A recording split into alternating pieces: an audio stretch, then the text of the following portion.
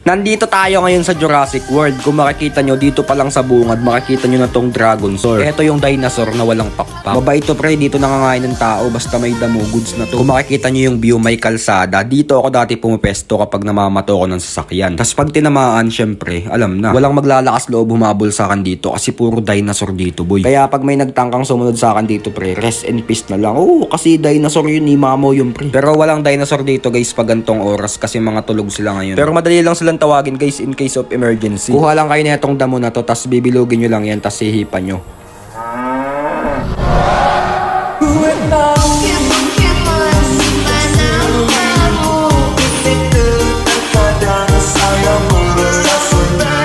Teka lang guys, mamaya kayo umalis, may papakalala muna akong bagong game sa inyo at eto ang Dragoneer. Sobrang smooth at sobrang ganda ng mga graphics nito, kitang kita nyo naman sa gameplay na pinapakita ko. Pwede ka din ditong makapaglaro kahit kanino at pwede ka din makapaglaro sa akin. Kung makikita nyo, sobrang detailed ng mga karakter, hindi talaga tinipid tong laro na to guys. Kaya ano pang hinihintay nyo, mag-download din kayo, i-click nyo lang yung link dito sa taas ng pangalan ko para makapaglaro din tayo ng Dragoneer. Let's go!